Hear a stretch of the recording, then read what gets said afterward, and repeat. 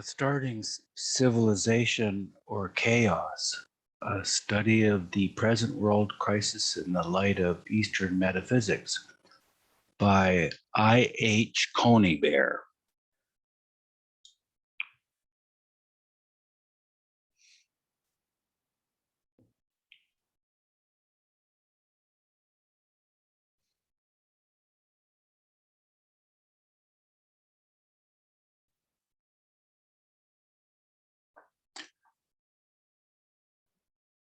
Whenever virtue is on the decline and the resurgence of evil and injustice in the world is occurring, I, the Avatar, take on human form for the establishment of righteousness and the destruction of the evildoer.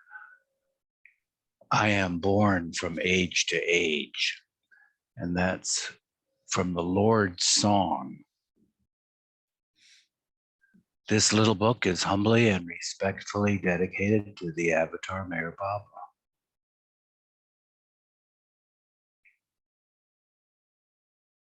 I have come to teach. I have come not to teach, but to awaken, Meher Baba.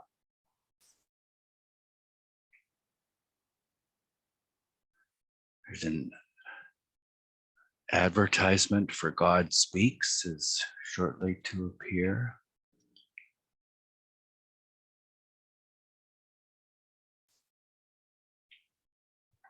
I am greatly indebted to Ramju Abdullah and Adi K. Irani for the clarification of certain technicalities connected with the dynamics of the path.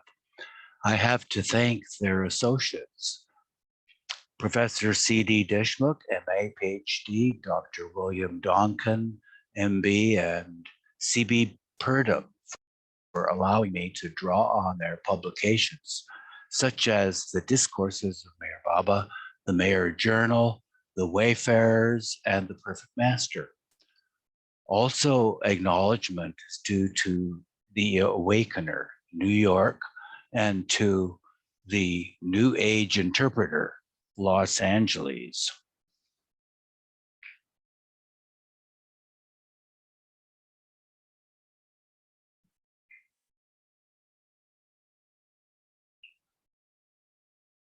Well, let's just see. Printed by Almaris Press. They don't give a date, but I believe it's 1955.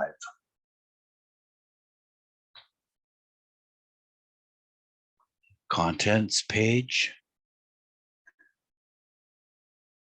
Briefly, I'll read the chapter titles. Quo Vadis, the higher criticism. What is God? The God realized. Cycles and circles. Meher Baba, the duality of the universe. Knowledge and imagination, the stages of the path. The musts, the God mad.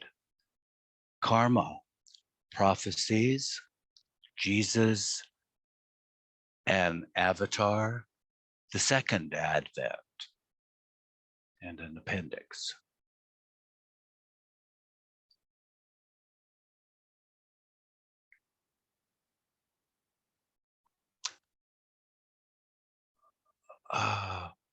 Miguel, would you care to read the preface?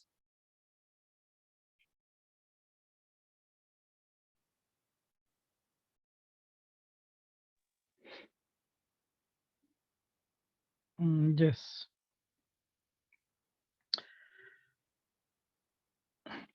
I must crave indulgence for being neither a scholar nor an authority on the profound subject matter of this book. Nevertheless, though only a student, I venture to claim an advantage over the learned doctors who argue ad infinitum over the various aspects of truth. This advantage will become apparent to those who follow these pages with sufficient patience to digest the knowledge contained therein. This, needless to say, does not come from me, for I have attempted to explain the laws of life and their relation to the present world crisis. In my young days at Oxford, I would sometimes listen to my father, and there is a note that says FC Conybeare, see appendix.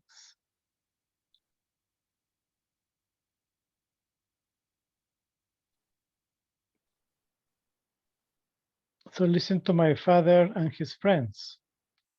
One of their subjects was cornering the absolute, quote unquote. However, I will always, quote, come out by the same door as in I went, end quote. For how can Aristotelian metaphysics be reconciled with the infinite Brahman? The medieval monk will know what he meant by cognoscens fit, cognitum, as also did his Eastern brother thousands of years before him. By Brahma with Brahmaiva Bhavati. We might translate this quote, to know the absolute is to become the absolute, end quote. For how can the finite know the infinite, except by being in some manner like unto the infinite? Some kind of supreme identity must be possible.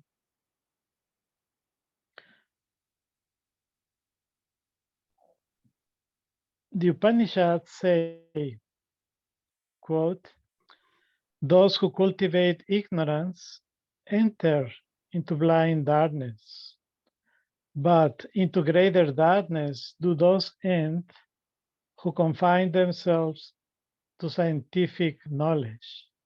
End quote.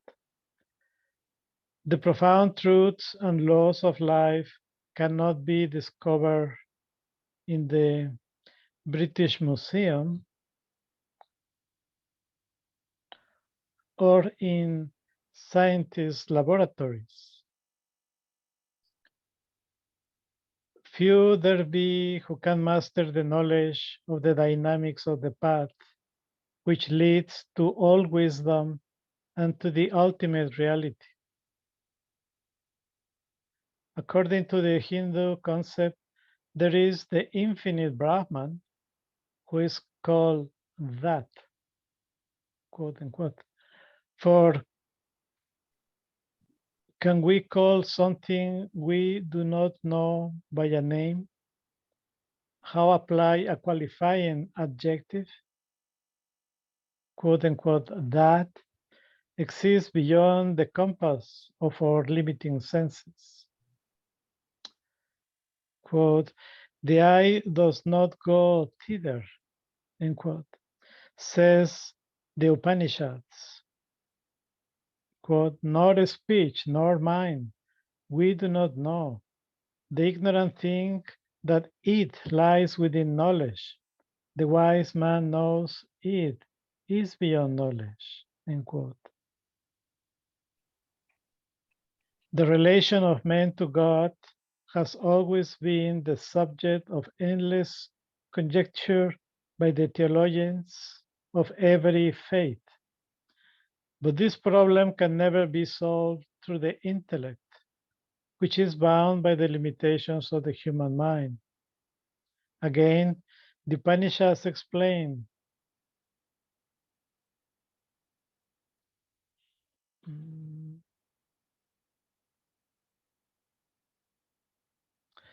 quote, not by instruction may this supreme self be gained, nor by intellect, nor by much scripture learning. Whomsoever he chooses, by such may he be gained. To such a one, this supreme self reveals his own reality. End quote. The universe is built up on God's eternal and immutable laws. And when man puts himself in opposition to God and his laws, he has created opposition to his own higher self and divine nature.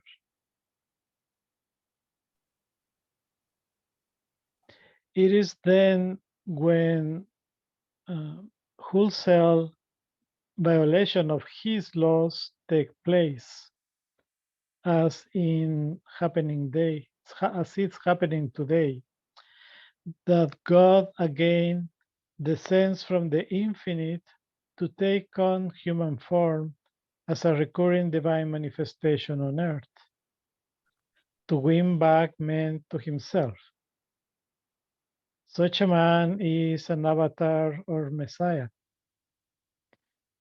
It is not commonly known that there are always men on earth who are truth incarnate, and therefore the fountain heads of all spiritual wisdom, being themselves all wisdom, all power, and divine law. Such men, after their death, are hailed as saviors of mankind, but during their lives, they are invariably misunderstood and often persecuted with inconceivable malignity. These men live and work in silence, unheard and unsung. But in times of great crisis in human history, there is always one, the avatar, who comes out into the world and, in emerging, creates a great landmark in spiritual history. We have tried to explain the work of an avatar and his connection with this age. For through the general increase in modern knowledge, psychological and scientific, we have reached a certain stage that makes it necessary for men to be given a fresh concept of the truth. Intelligent people are tired of religious chauvinism and are moving rapidly away from worn out traditions. At the same time, all thinking people wish to know what the present world unrest is about and how it may end. They also want a new concept of life, of man, and of God in harmony with the modern thought.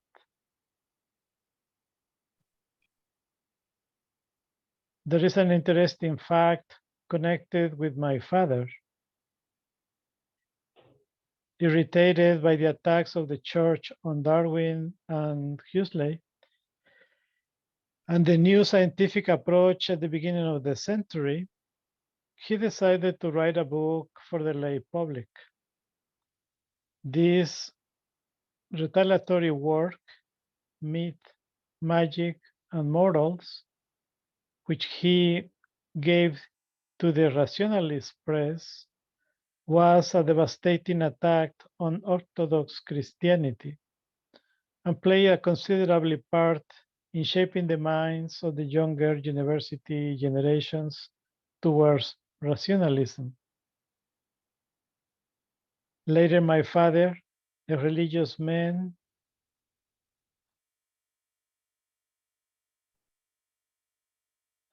at heart, regretted the destructive tendencies of that book.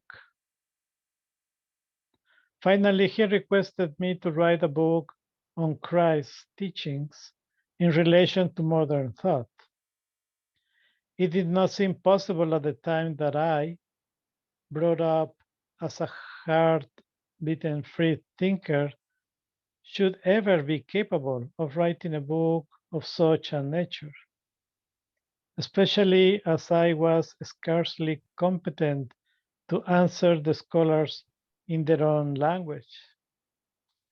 However, I am much in debt to my friend the late Professor Kenning Schiller, for starting me on my quest for truth.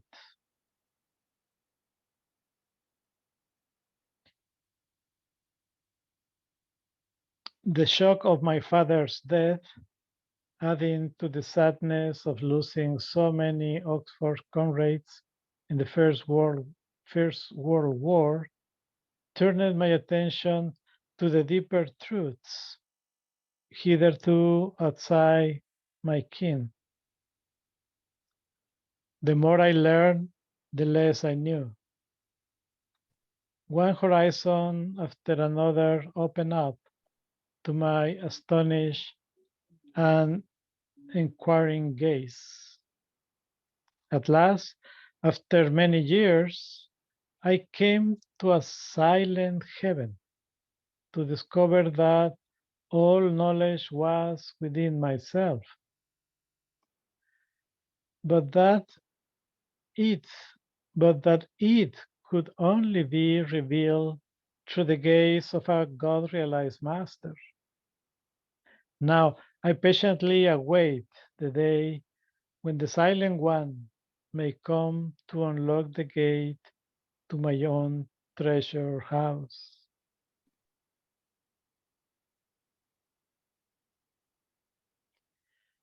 It is not possible to pursue truth without the risk of being burned alive for heresy. But the shadow of a greater inquisition,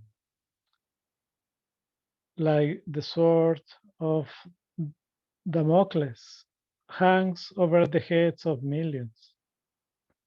Men dare not express their opinions, even in the privacy of the room, for fear of listening ears and denouncing tongues.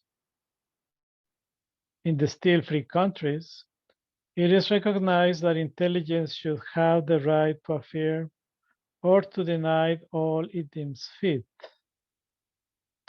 It must not be dominated or enslaved, either by politics or religion. Any denial of the right of intelligence to think spells regimentation and totalitarianism. We are writing for the unprejudiced few who keep eternally young because they are always learning. We do not seek to convince or to argue, but we are all worried and wondering what is going to happen. Ben has taken up his 10 peaks and on the march, and he knows not whither he is going. Let it be understood that this work only contains a superficial introduction to a vast subject on certain spiritual truths, on the inner nature of man and his relation to God. Such knowledge is as yet little known by direct experience, perception, and realization to the West, and is often merely conceptual gymnastics in the East.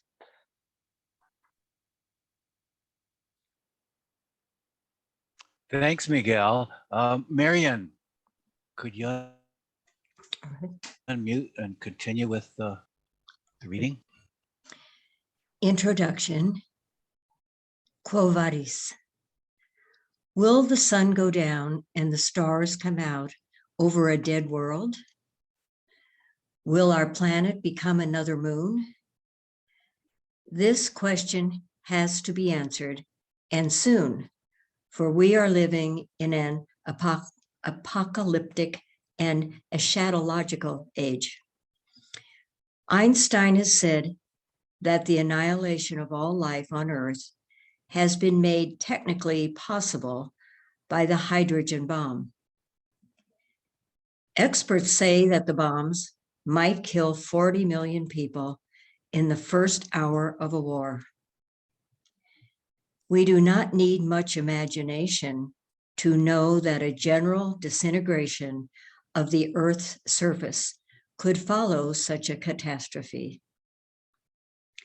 Another war might be the end of this overcrowded civilization, and some think even of this world. Our intellectuals are making desperate efforts to diagnose the malady afflicting Homo sapiens and find the cause of the world unrest.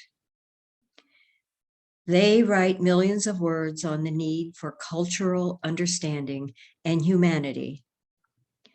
Various schools of thought argue the philosophical and psychological implications of sociology. Numerous international bodies exist to promote mutual sympathy and cooperation. If we want to prevent global disintegration, we must have global integration. There must be one world or none. Indeed, we might say that men's thoughts have stretched themselves since the time before the First World War, when Rudolf Steiner, speaking to an audience in Vienna, warned an unheeding world in the following memorable words. To everyone looking with open eyes at what is going on in the public life of the civilized world, it appears infected by a social tumor, a malignant social illness or cancer. And this illness within our economic and social life must express itself in a terrible disaster. End of the quote.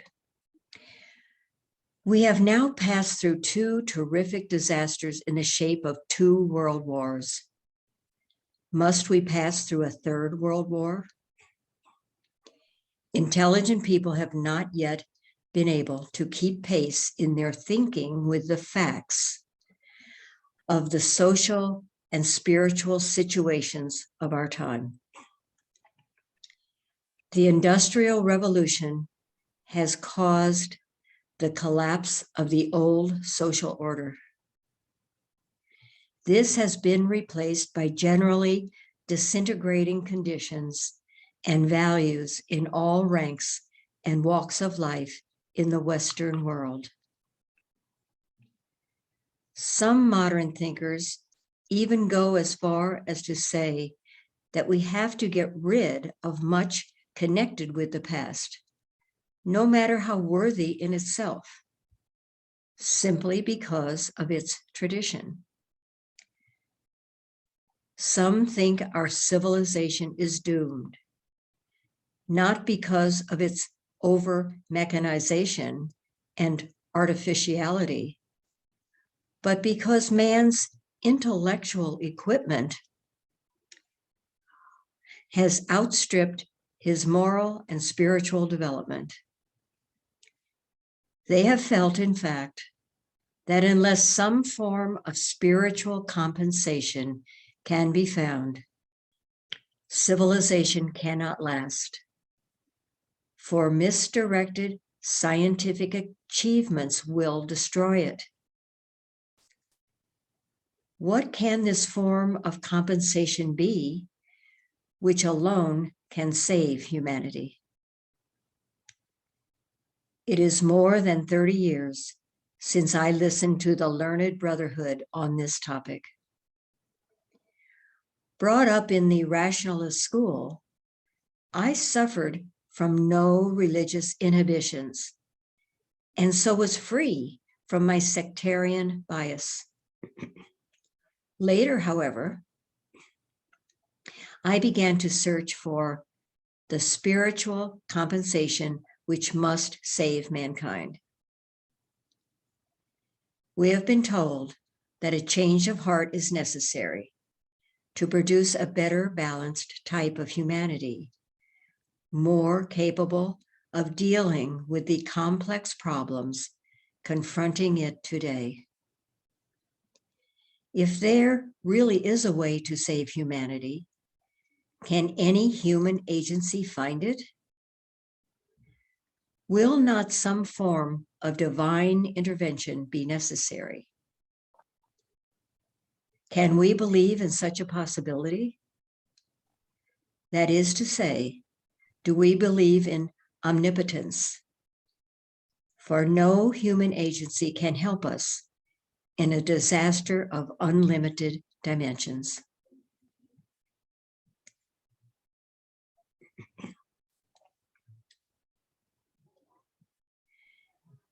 These are paralyzing questions.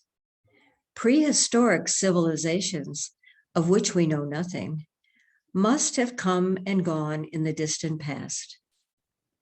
But the civilizations of recorded history have always revealed the spiritual conditioning of evolving consciousness throughout the ages, in music, literature, art and culture, as in the eternal verities in Egyptian symbolism, the arcanic inscrutability of the Sphinx, the inner realities of the pyramids, the balanced philosophical mind of classical Greece expressed in the Acropolis, and the emotional transcendentalism of the Middle Ages portrayed in Gothic architecture. As we emerge from Victorian materialism and its complementary agnosticism, we observe that modern science, in an effort to pull reality to bits, is now exploring the imaginative and symbolic world of mathematics. Through Einstein and others, we are learning that time and space are relative and interchangeable.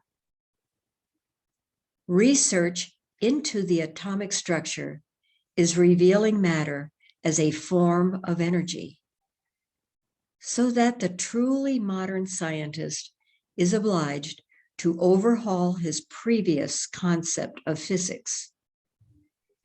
And the more he looks into the reality of the universe, the more unreal does it become. Modern art, too, is symptomatic of the present chaotic conditions of thought in its endeavor to analyze reality by abstracting natural form and even to introduce the time element. The surrealist has also pressed Freudian analysis into the service of literature. One might say that much of contemporary art, drama, literature, poetry and music, and above all, the sadistic film and the pornographic press show a breakaway from classical tradition in cynical effrontery, hideous distortion, and psychiatric, quotes, shadows, revealing an intrinsic lack of inner integration. Life today is a discordant symphony, symbolizing the chaotic thinking of a diseased civilization. Meanwhile, the bark of humanity appears to be drifting along the waters of life, to plunge downwards to the abyss of its doom. Now the unchanging East, entangled in the wilderness of its mythology, drowned in the ocean of its metaphysical conjurations, has begun to awaken from its dreams, to add to the ever-widening circle of confusion. A great inner spiritual overturning stirs the cosmic cauldron as the soul of the planet expands in self-knowledge, bringing in its wake restlessness, revolution, worldwide sorrow, sickness, death, and dissolution. Readers who are interested by the following pages can, if they will, study the new avenue of thought by following up the various sources alluded to. And those who want testimony can start in the search for the manifestation of the eternal divinity, which exists everywhere and is in everything. Some great thinkers recognize the illusory nature of the universe, and scientists incline more and more towards the concept of a great mind, a supreme architect behind the cosmos, which might be described as his thought. Some have suggested that the Creator seems, in some manner, to have a mind which resembles the human mind. We suggest the universal mind, there's an asterisk, universal mind, C appendix. We suggest the universal mind might be thought of as an extension of human consciousness over unconsciousness. In other words, when the human mind has transcended its limitations, it becomes identified with the universal mind and shares its attributes. This is the state of perfection which the self-realized or God-men of the East have attained. But Orthodox Christianity can only hint at principalities and powers, hierarchies, and celestial beings. We are not told more than that. The inner truths and inner realities of life have been lost. Our ecclesiastical instructors do not know. To find the real values of life, we must look to other dimensions than those ordinarily known to the Western world. We have to look to the higher levels of understanding, to the higher planes of existence, where the eternal truths of life take the place of the transient phantasmagoria of earthly experience. We must turn to the inner teachings of Zoroaster, Ram, Krishna, Buddha, Christ, and Muhammad, and to the writings of the saints and sages. According to esoteric wisdom, handed down through the miracles of spiritual life, we know there are 7 distinct stages of perception, 7 planes of consciousness: intellect, lower inspiration, intuition, insight, higher inspiration, illumination, and the Christ consciousness. Surely we need the Christ consciousness to guide civilization out of its present impasse. We need to find beings in whom such Christ consciousness resides. If they existed in the past, they must exist in the present and in the future. Are there such perfect men?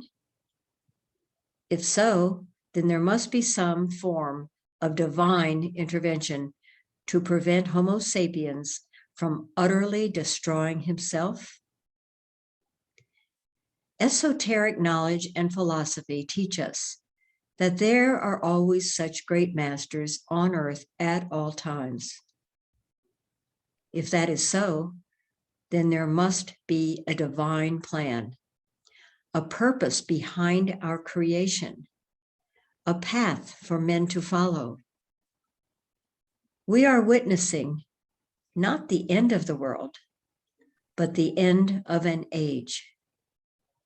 The powers that be, who direct the shape of things to come, do not intend that man should finish in a blinding, burning flash of his own creation. We can believe that man's spiritual purpose is not yet finished, and that the disintegrating forces to which we have referred show the transitional nature of this period. Chaos and confusion have indeed to increase, and the tide of destruction rise still higher, till the purifying and regenerative forces innate in man prevail. Even now, we can discern in many directions that reconstructive agencies are at work to build the new humanity.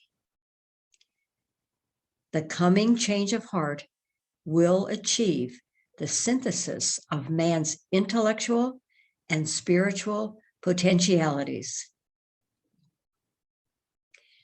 The new age will see a new culture in art, music, and every walk of life.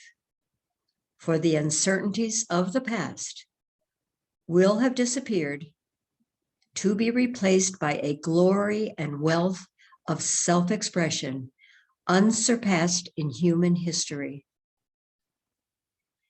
Science and mysticism will unite.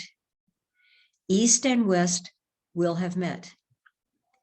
Man will have found himself, and this will be the golden age. Let us remember the lines on the unknown wire. Quote, "Because you would not think we had to die, we died, and now you and others shall think, and ghosts will drive you on." Thank you, Marian. Gloria, please.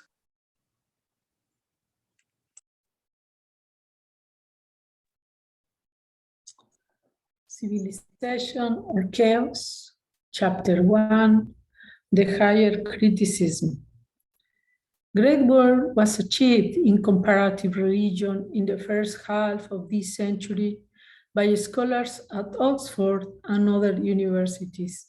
Such efforts must bear fruit in greater understanding between men of different faiths, for there are no less than 7 great world religions, to say nothing of all the smaller divisions.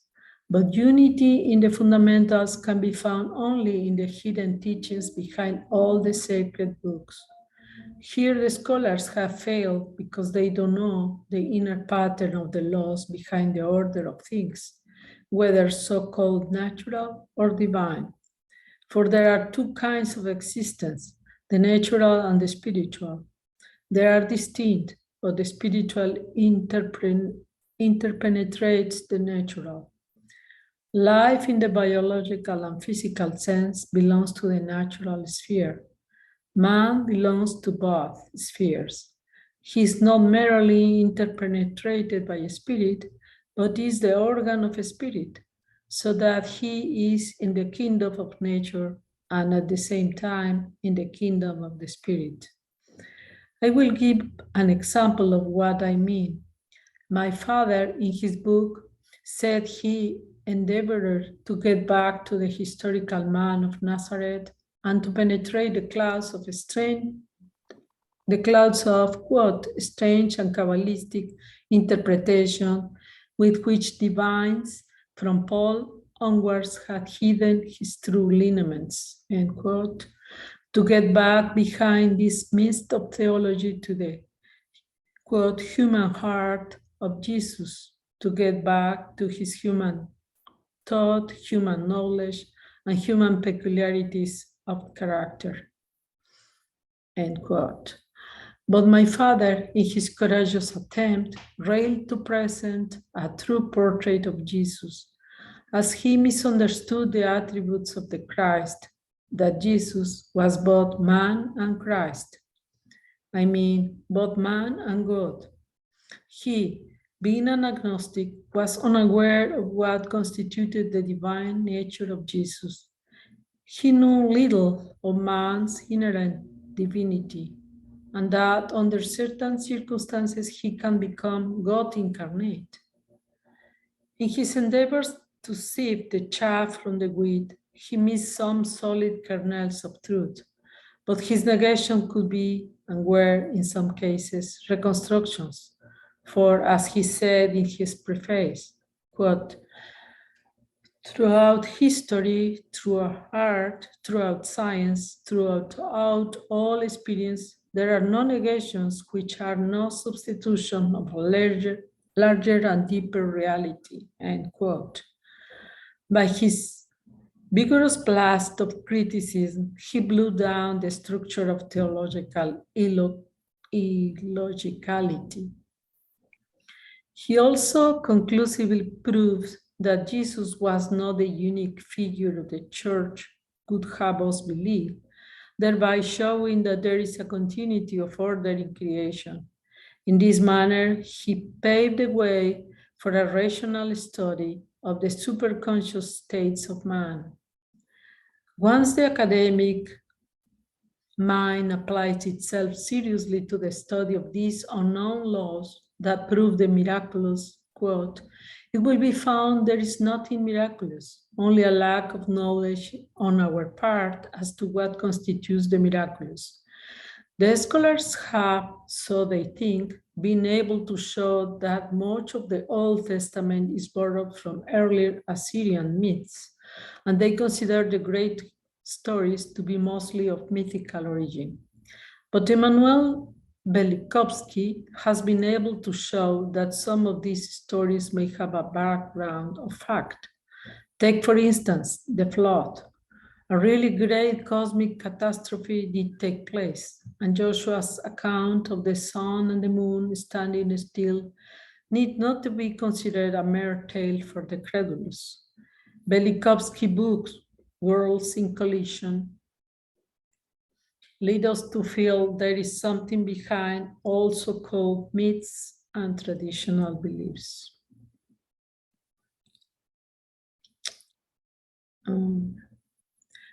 There is a foot-ender that real Christian Albert Schweitzer said, all real progress in the world is in the last analysis produced by rationalism. We are points of consciousness within a larger or cosmic consciousness, and whether we focus inside or outside of ourselves, we can at times contact what William James called, quote, that unclassified residuum. When we do experience this force X, whether expectantly or unexpectedly, we are unable to witness a peculiar manifestation of its energy in operation without appreciating its modus operandi. We cannot know much about it until we have obtained perfection in all knowledge. But we don't know that it has something to do with the life force and is the root belief of all savage and primitive races, as well as part of the beliefs of highly developed peoples. This helps to prove the fundamental unity of life and its laws, which govern us and creation. Just because events may take place that appear incompatible with the known laws of physics, there is no reason to refuse to believe the evidence of our senses, or to question our sanity, or to have other people look at us askance. Let us rather recognize that our minds are so limited that we are unable to fathom such mysteries. For surely we should admit the existence of unknown laws of nature, and that science is but a continuous readjustment of theories to fit new facts. Thomas, Shall we, you want to do that asterisk there? if you want, yes.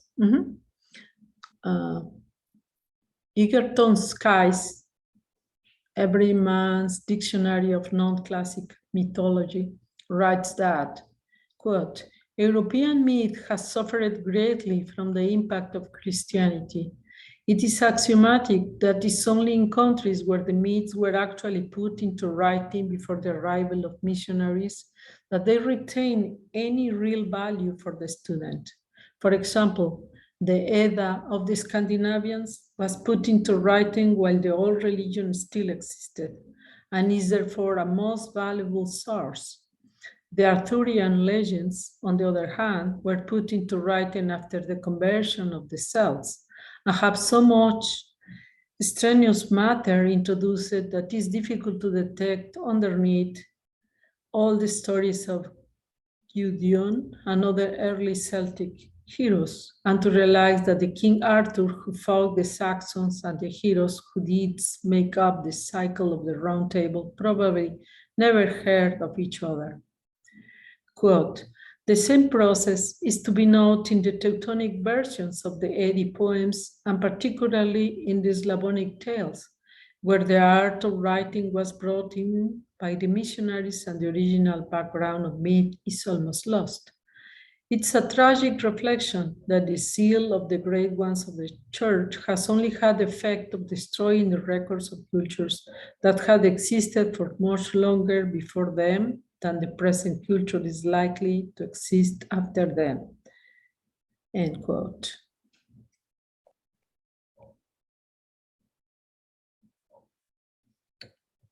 Thomas Huxley prayed, quote, God, give me the strength to face a fact, though it may slay me, end quote. He also stated, quote, the improver of natural knowledge absolutely refuses to acknowledge authority as such. Every great advance in natural knowledge has involved the absolute rejection of authority, and might not this apply to other branches of knowledge? Here we quote at length a letter from an Oxford don in reply to one of ours, asking if he could explain why there was so much lack of moral courage and intellectual honesty among the learned and scientific. He replied, quote, it is true, as you said, that wise men may often become fools. I think their folly may be generally traced to prejudice, conscious or unconscious. Consider, for instance, religious prejudice. A Catholic historian may be inclined to treat of an historical period in a way very different from an anti-Christian historian. Neither will be an objective historian, for each will tend to be blind to what he dislikes in the period.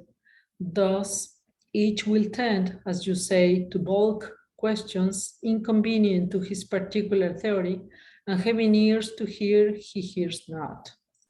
It seems to be the same with scientific prejudice. Anything running counter to science will seem to the scientist to be mere superstition, and if he stays for a moment to consider it, he will end by conveniently forgetting it, with the exception of a few scientists who are the more willing to examine unusual phenomena because these run counter to their theories, and who, like Rickett and Lodge, are therefore intellectually honest and morally courageous. So once more, psychologists are apt to deny any psychological phenomena which their theories exclude. In love with their own partial theories, they deny all truth to facts opposed to them or blind their eyes to their existence. They resemble the French doctor who conceived he had discovered a cure for every ailment. A patient of his dying, he was asked how this could happen. Mais, mon ami, he replied, il est more guéri. Patristic scholars are puzzled at the similarities in the wisdom of Krishna, Buddha, and Jesus. In fact, some extremely erudite writers have gone even so far in ingenious theories as to prove that the historic names of prophets and spiritual leaders of the distant past may be merely variations of ancient cults and myths, the originators of which probably never exist at all or have had their personalities merged with others. From the same standpoint, they complain that whereas There have been enough documents of the past to give authentic and lifelike portraits of the great men of antiquity, philosophers, politicians, and military leaders. There are only the scantiest records of the life and origins of Jesus. In fairness to the scholars, it should be pointed out that whereas there has always been mystery and secrecy surrounding the lives of the great spiritual leaders of ancient times, there has, on the other hand, generally been considerable material available for research into the lives of great popular personages, such as statesmen and military leaders. We surmise that the spiritual masters of legendary times were just as reticent as the masters of modern times. They work as now, being concerned with hidden techniques not expounded to the people. The master throughout the ages must have executed their mission more or less in obscurity, known only to the few, their intimate circle who work with them. That is why so little is understood about Jesus. He merely followed the pattern of his predecessors, his work being along the inner spheres of consciousness, as those who study the ways of the masters today can find for themselves. While invaluable work has been done by scholars applying historical methods of criticism to the New Testament and early church history, they are nevertheless constantly puzzled by the various ambiguous passages. That is because arcanic lore can never be explained except by initiates. Thus, savants are unable to form correct impressions or estimates of the characters and motives of the great spiritual masters of history. There is also a very natural hostility towards mysticism and its sister, occultism. Knowledge of these subjects did more harm than good to the masses in the past and undermined the authority of the churches, then the only centers of learning, since none but the monks could read and write. Bigotry and intolerance became seriously apparent in the Christian church as early as the 2nd century, and in the 4th century, the famous Alexandrian library was totally destroyed by fire by the order of a Christian emperor, Theodosius the Great, AD 389.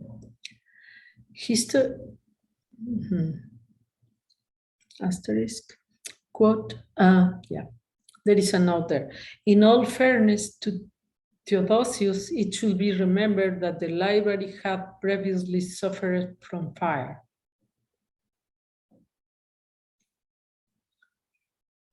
History shows that even then, there were profound and irreconcilable differences in the church, which divided Messianic Judaism from the later Orthodoxy at the 4th century.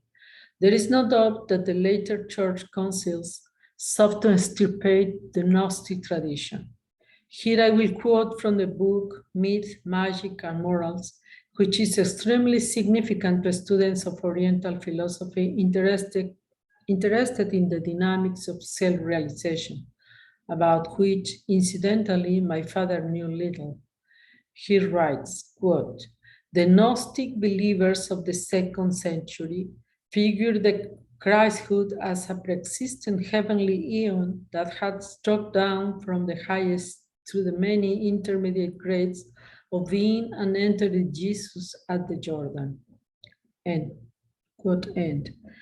Gibbon, in his work, The Decline and Fall of the Roman Empire, attributes the Gnostic idea that the eon of emanation of the deity could assume the appearance of a mortal.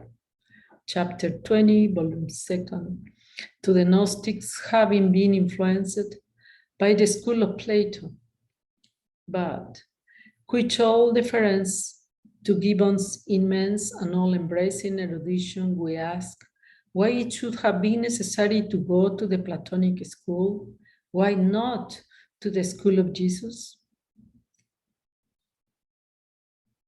a belief in the descent of the spirit through the higher spheres of consciousness down to a man's normal consciousness, has always existed in the East.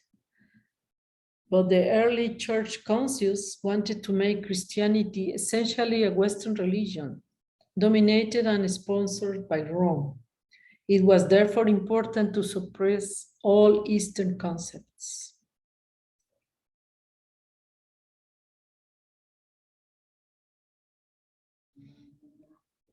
Footnote: Byzantium was the dominating influence until the end of the 8th century, when the Western Empire was created and together with the Pope split right away from Byzantium, which represented the eastern part of Christendom, and tried to impose its decisions through the Ecumenical Council.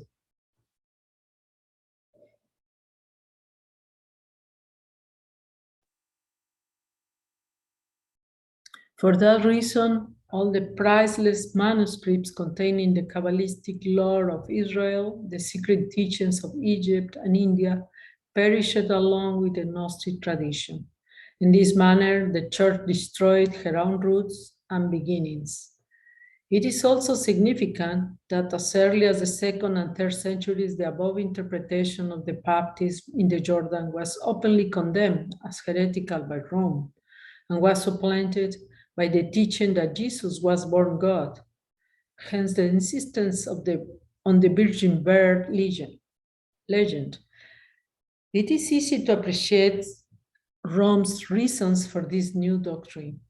Naturally, in her desire to present Jesus as a unique figure, she would resent any parallels or similarities in the history of other spiritual teachers. So at all cost, it was important to avoid any Eastern interpretations to the effect that all men could become God incarnate.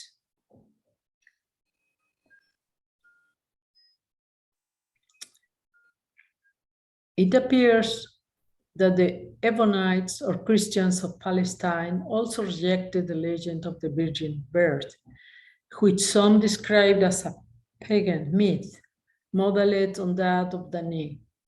They also clung to the assumption that Jesus only attained divinity at the time of the baptism. Since they lived in Palestine, they would naturally be more in touch with the life and circumstances of Jesus than was Rome. The same idea was held by the Armenians, who not only believed Jesus was anointed by the Spirit and became Christ, but also that John the Baptist ordained him by laying his hand on his head and imparting to him the triple dignity or grace of king, high priest, and prophet. In other words, John the Baptist, being a perfect master himself, enabled Jesus to realize his own perfection.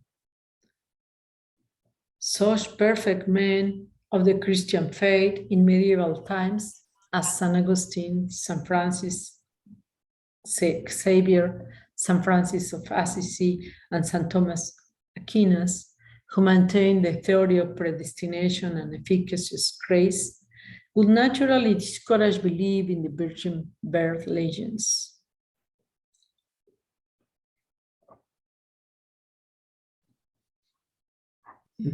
Note: the virgin birth legends date back to the early matriarchal system of life and seems merely to refer to the results of ritual cohabitation, when the father remained unknown and the rank and inheritance came through the mother. See every man's dictionary of non-classic mythology.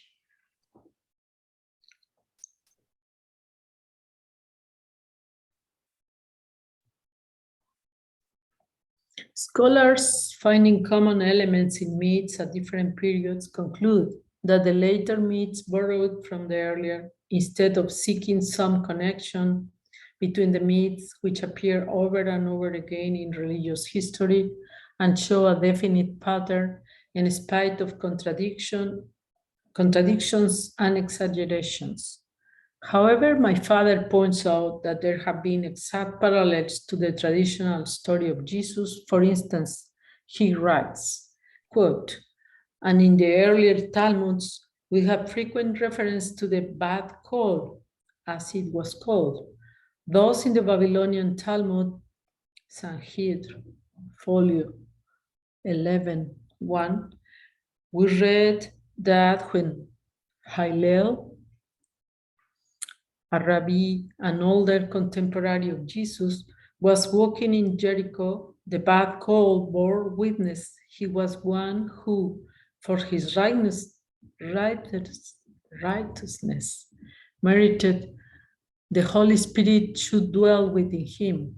The bad coal, once rendered in Yavneh the same testimony in favor of the child Samuel, end quote. Perhaps Hillel was a perfect master and possibly one of the Magi of 5 Sadgurus of that day. See chapter 3 on God realized men. He may have seen preparing the world connected with the inner scaffolding on the coming messianic period of Jesus as avatar. My father goes on to point out that the story of Hillel was such an exact parallel to that of Jesus that it has somewhat embarrassed Orthodox divines bound by their prejudice to regard everything related of Jesus in the gospel as unique.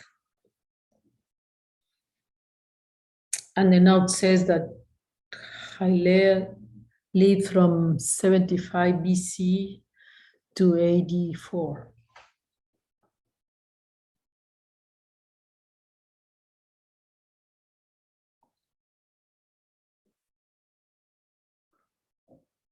Shall I continue? Yes, please, Okay, if you will. Moreover, he mentions that the legend of Zoroaster also offers a distinct parallel to the story of Jesus, for it is related that in Zoroaster's 30th year, he was enlightened, quote, by the descent upon him of the Pohu Manu, I mean, the good thought of our spirit. He also appears to have overcome a Hereman, evil spirit, in much the same manner as Jesus did Satan in the temptation. We might mention that the Armenian Church to this day refuses to celebrate the Virgin birth on December 25th, but keeps the commemoration on January 6th. The defense of this usage being that Jesus was baptized by John exactly on his 30th birthday. Volumes have been written on the baptism of Jesus and his rebirth as God incarnate, and various interpretations have been attached to it by different sects of the Christian faith, showing that there was much disagreement between early leaders of Christian thought as to its real meaning. My father's book, including his account of the various birth legends, is very interesting in this particular subject. He goes on to say that in the outlying regions of Christendom, the idea of the baptismal regeneration of Jesus and of his adoption in the Jordan as the Son of God lived on for ages.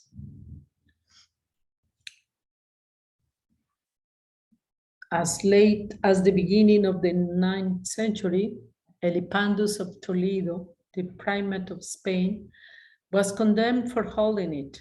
The early Christian writers of Africa and Italy also persisted in entertaining the same idea.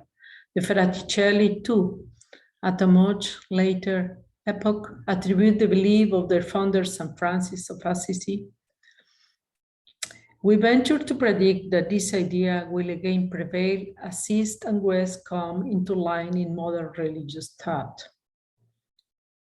A comparative study of Christian and Eastern ideas, even in quite orthodox version of religion, will be found most striking. Let us give an example of how an idea may be a true idea because of its universal application. My father, in his chapter on the baptism of Jesus, mentions that the fish was chosen as the symbol of Jesus, and that fish was also sacred or taboo all over ancient Syria. Jesus was the great fish, and his followers were the little fish, as seen everywhere in the old Roman catacombs. But my father is puzzled as to the meaning of the symbol. He thought that, quote, the early Christians, from fear of persecution or instinctive love of mystery, were prone to conceal under symbols the objects they revered. Quote end, sorry. Here, let us explain the real meaning of the symbolic fish by transferring our attention to the Eastern concept of, quote, fish eyes. The term, quote, fish eye was applied to God as the, quote, the ever wakeful one. For it's known that fish never close their eyes in sleep. So when a mind acquires, quote, fish eyes, it means that he has attained union with God. Meaning becomes God incarnate.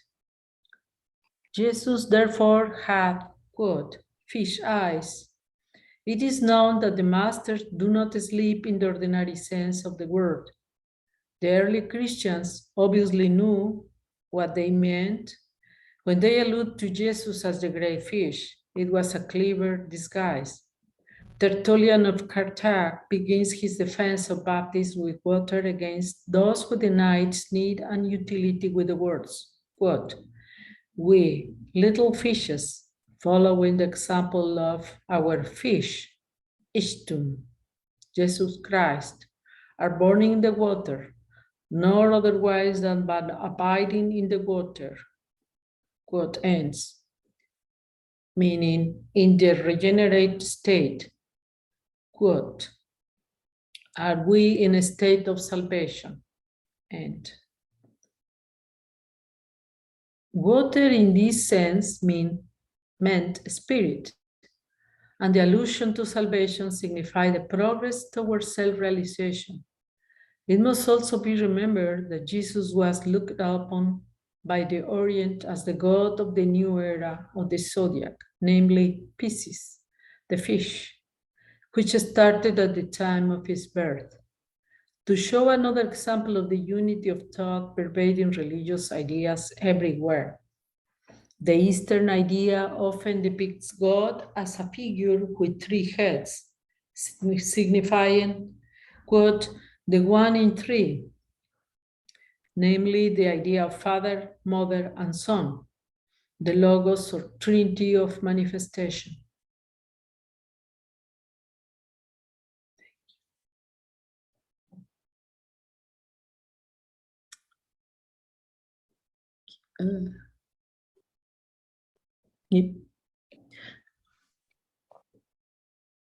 Gibbon's account in the decline and fall of the Roman Empire, of the persecution of heresy, the schism of the Donatists, the Arian controversy, the troubles of Athanasius, the Valentinians of the Gnostic, etc., makes fascinating but melancholy reading, showing how soon after the death of Jesus, the Church entered into a most distracted and critical stage in its history during the 2nd and 3rd centuries.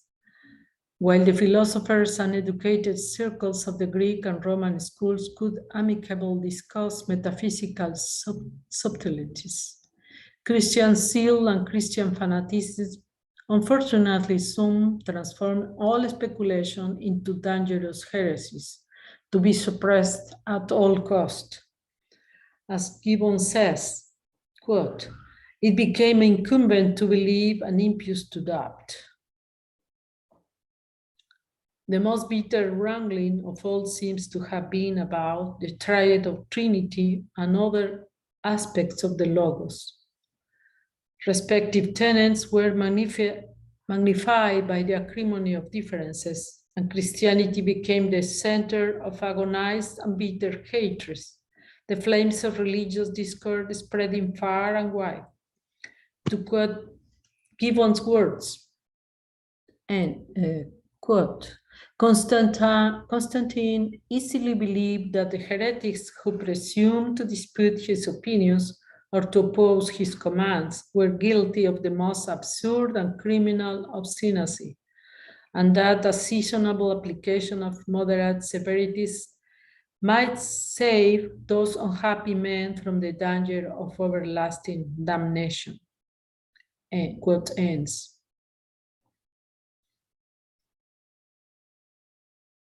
Could you continue? Thank you. Sure. He goes on to say that influenced by the Orthodox clergy, the sectaries existed under a cloud, and the conquest of the East was followed by an edict prohibiting the assemblies of the heretics and confiscating their public property. Imperial severity was particularly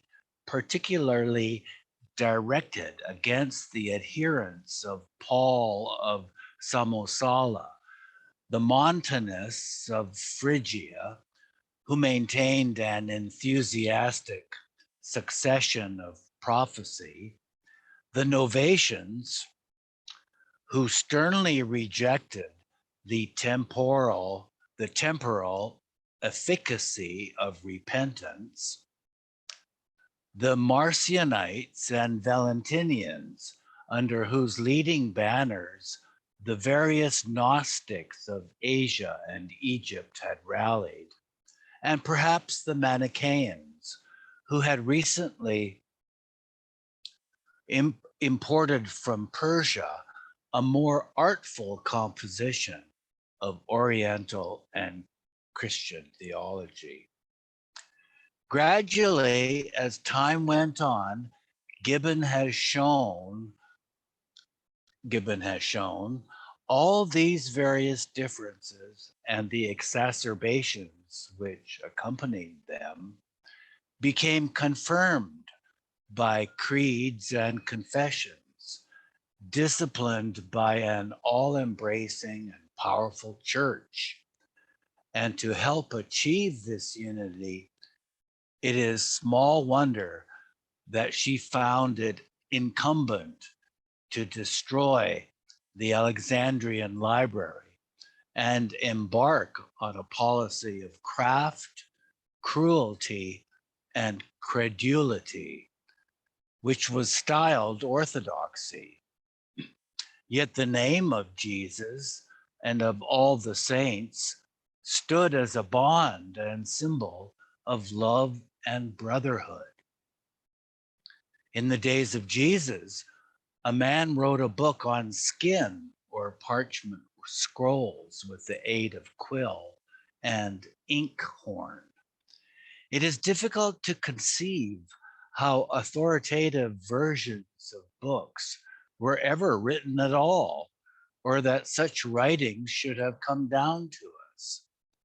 The manuscripts were laboriously written, and each example had to be copied out afresh, the result being that copies soon departed from their originals, being added to, improved, rewritten, and recast by further writers who had no objection to what we today would call plagiarism.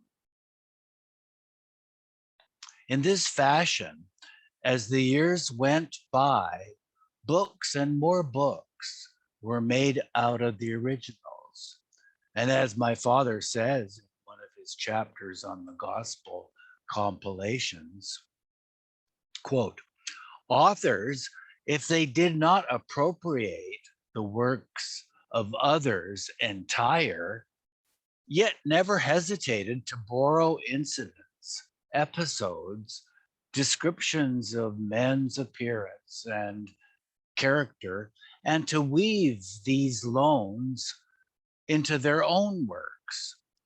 Thus, a medieval biographer writing a life of Charlemagne would copy out the picture of an ancient Caesar drawn by Suetonius, 8 centuries before and made it do duty for his own hero, even as the later Ephesians, when they desired to honor the patriots of their age, would chisel the name of an ancient celebrity off his statue in the public square and replace it with the name of the more modern town councilor, end quote.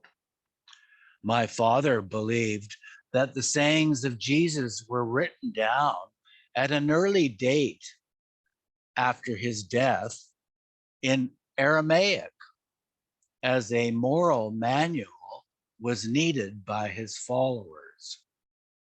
But he, along with other patristic scholars, conclusively proved that the Gospels were not written down before 70 to 120 AD, being compilations of earlier records.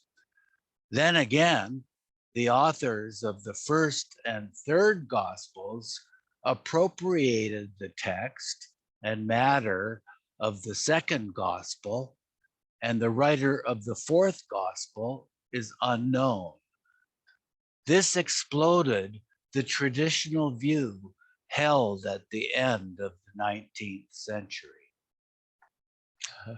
Should we take a break here and resume next week, or would you care to keep going? Anybody? Okay, the breaks have it. I take a break. Yeah, Mhm. very interesting. Yes, thank you.